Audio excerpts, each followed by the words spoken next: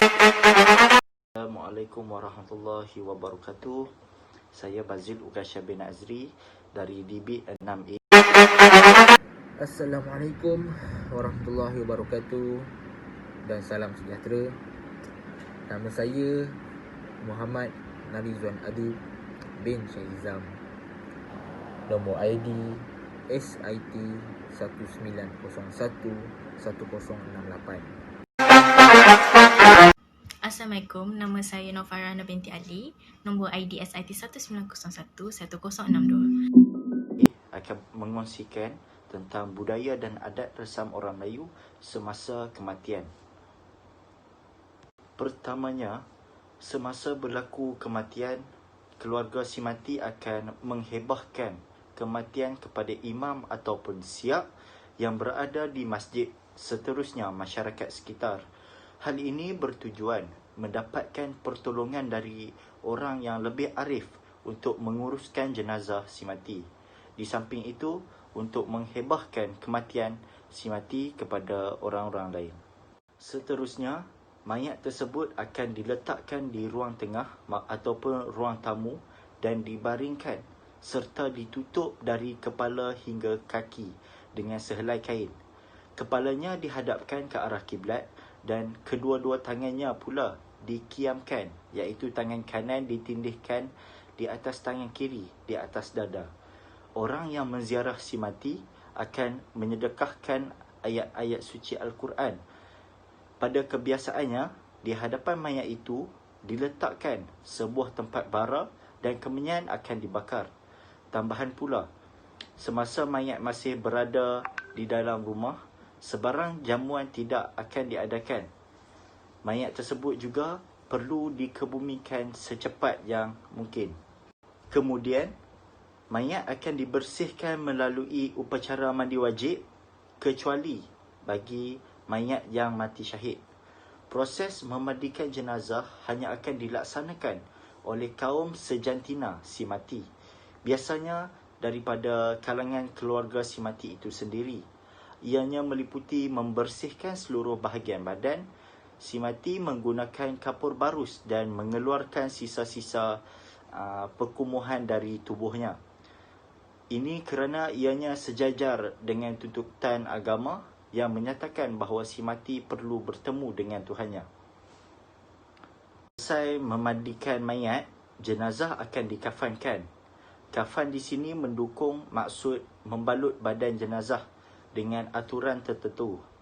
Proses mengafankan melibatkan penggunaan kain putih yang mencukupi beserta dengan tali juga berwarna putih untuk mengikat, seterusnya mengukuhkan lagi balutan kain kafan tersebut. Balutan lapisan bagi mayat lelaki ialah 5 lapisan, manakala mayat perempuan ialah 7 lapisan. Sesudah jenazah dikafankan, ahli keluarga terdekat dan muhrim dibenarkan mengucut mayat sebagai tanda penghormatan terakhir, tetapi diisyaratkan air mata tidak boleh menitis pada tubuh jenazah. Sebelum jenazah dimasukkan ke dalam keranda, seorang wakil atau waris si mati akan memberi ucapan ringkas dan memohon ampun dan maaf sekiranya si mati pernah berbuat dosa terhadap seseorang. Wakil tersebut juga akan meminta supaya mana-mana hutang si mati yang masih belum dijelaskan agar dapat dihalalkan, ataupun si penuntut boleh menuntutnya pada waris si mati. Sebelum keranda diusung, ahli keluarga terdekat akan lalu sebanyak 3 atau 7 kali di bawah keranda tersebut supaya mereka tidak terasa rindu pada si mati. Walau bagaimanapun, adat lalu di bawah keranda ini tidak dilakukan lagi dalam masyarakat Melayu pada hari ini. Selepas itu, jenazah akan dimasukkan ke dalam keranda dan diusung ke tanah perkuburan. Kaum lelaki digalakkan menghantar jenazah hingga ke kubur. Sebaliknya, kaum wanita kurang digalakkan kerana dikuatiri akan meratapi kematian tersebut. Tangisan dan ratapan yang berlebihan, terutamanya di tanah perkuburan, tidak digalakkan di dalam agama Islam. Alhamdulillah, dengan cuaca yang cerah ni saya dapat berkongsi ilmu tentang adab orang Melayu ketika berlakunya kematian. Jadi saya mengambil bahagian dalam semasa pengebumian. Perkara yang pertama adalah jenazah tersebut akan diletakkan dalam keranda dan diusung ke tanah perkuburan.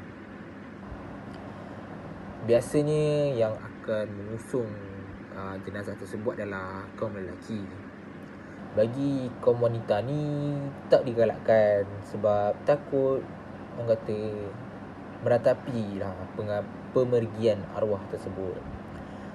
Dan lagi satu mungkin sebab jenazah tu berat, so eloklah bagi kaum lelaki yang mengusung jenazah tersebut.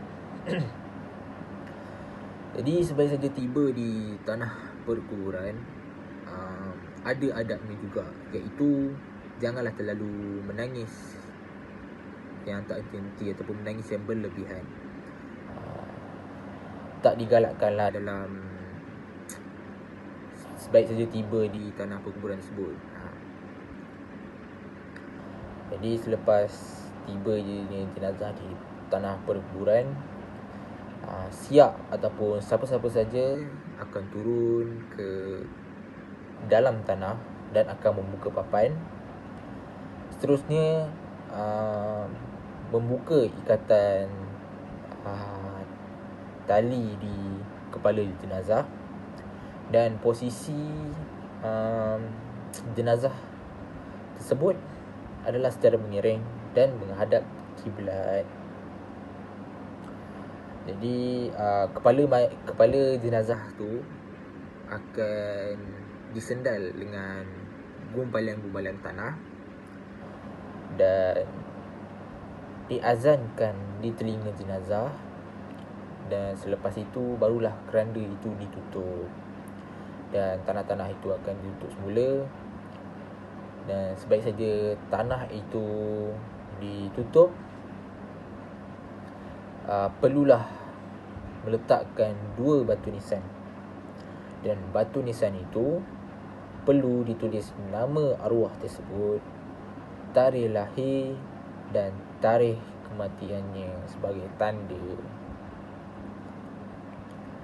Jadi selepas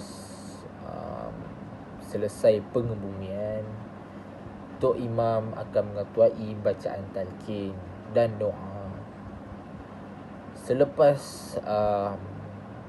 selesai bacaan doa dan talqin, barulah disiram air bunga ke atas tanah jenazah tersebut, dari kepala hingga ke hujung kaki, sampailah habis air bunga tersebut.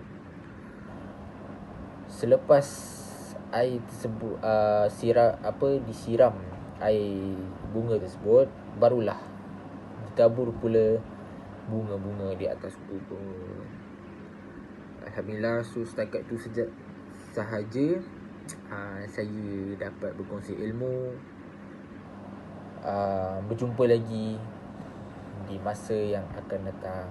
Assalamualaikum. Assalamualaikum, nama saya Nofarana binti Ali, nombor ID SIT 1901-1062. Tajuk yang akan saya bercakap ialah tentang selepas kematian.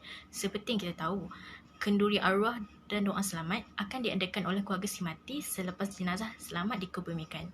Ia diadakan pada hari pertama, ketiga, ke-7, ke-40 atau ke-100 hari. Tujuannya adalah untuk mendoakan kesejahteraan si mati yang berada di alam barzah.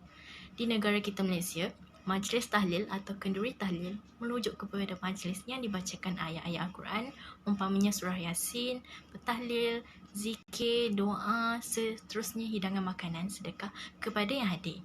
Semuanya dilakukan dengan niat semoga Allah memberi manfaat pahala bacaan tadi dan kebaikan, umpamanya sedekah makanan kepada para tetamu kepada mayat.